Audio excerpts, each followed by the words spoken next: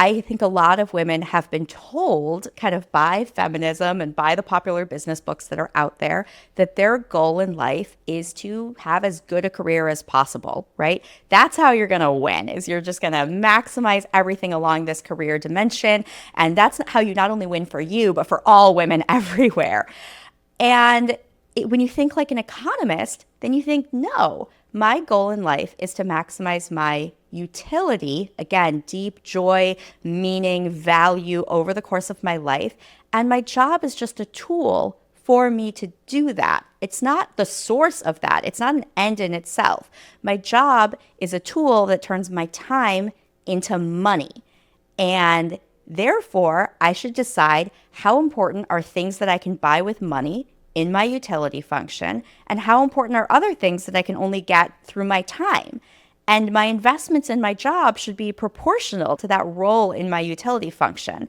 And so I think if we really take women seriously as economic agents, like I said, it's kind of empowering to make some of these decisions in a different way. Is the goal to maximize lifetime happiness? Is it to smooth the curve of lifetime happiness and make sure that we have a consistent amount of it through the generations or through the decades? And do you also think that this is changing? I mean, my mother used to tell me and my brothers all the time that if she and my father had waited until they could afford to have kids, they never would have had us. Yeah. My husband and I, my first husband, the one that I had kids with, we thought about it a little bit. My children are really thinking about it. Yeah. And the generation today, I think, is really thinking about whether we can afford to have careers, have kids, buy homes, do all the things in a way that I didn't, and I know my parents' generation did not. Yeah.